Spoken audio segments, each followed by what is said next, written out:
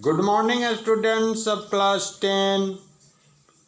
Now I am going to start you chapter 7 General Science.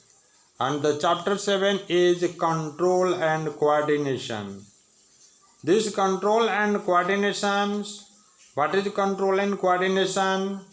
You are seeing the picture here that one body is in the center and from all surroundings, sound seeing, image, sound hearing, image seeing, different types of now stimulus coming to the body. So the control and coordination in human beings takes place through nervous system and hormonal system called endocrine systems. So this one is controlled in the body by which systems? Nervous systems. And hormones help to this one to accelerate the electrical impulse from one part to the different parts of the body. Now we know about the 5 sense organs. The 5 sense organs are in our body such as eyes, ears, nose, tongue and skin. Since they receive information from the environment around us, so they are called a receptor. Why they are called receptor? Because they receive information from the environment around us. Now receptor is a group of cells which is sensitive to a particular type of stimulus like light, sound, smell, taste, heat, etc. So this is about the control and coordination. Now we know about the nerve cell. You are here seeing the picture of neuron or nerve cells. Neuron and nerve cells both are same. Here in this picture you are seeing first nucleus. You are seeing here cell body have left side of the picture one cell body have, and in the cell body nucleus have, and around the cell body some projections like a structure have. These are called dendrites. So these are called dendrites. Now this cell body is connected with thin long structure. This is called axon, and axon ended at its tips. At right side you are seeing some dot structures. These are nerve ending points.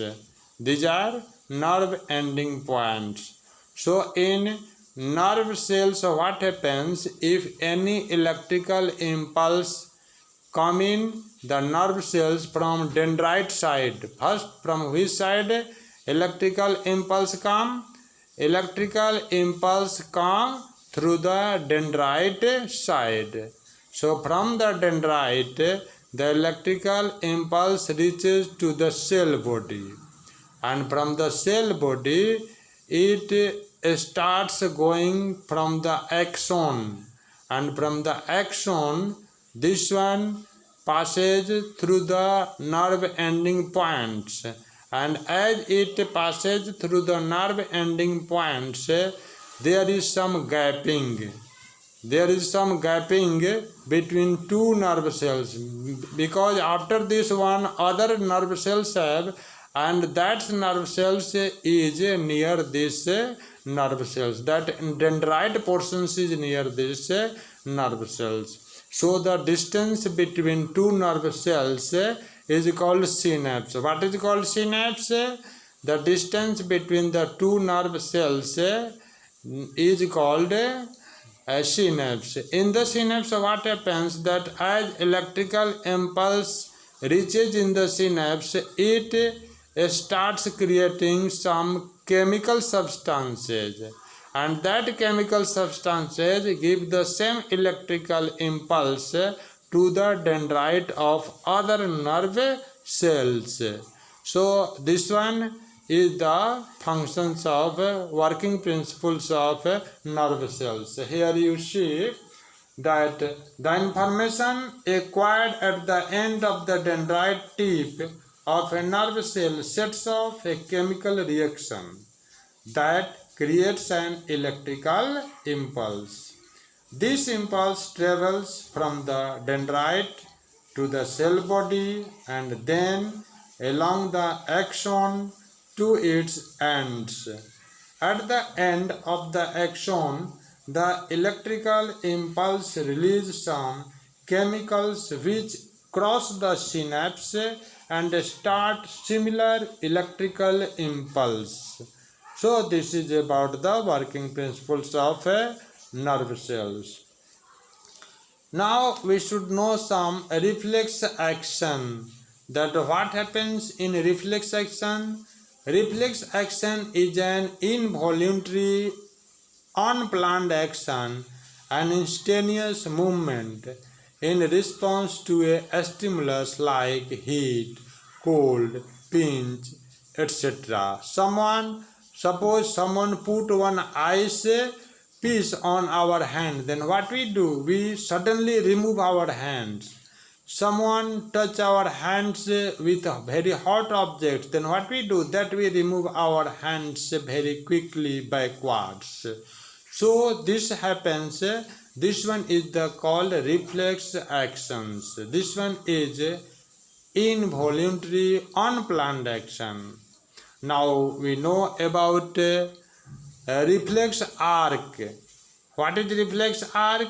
A reflex arc is a neural pathway that controls a reflex. What is reflex arc? Reflex arc is a neural pathway that controls a reflex.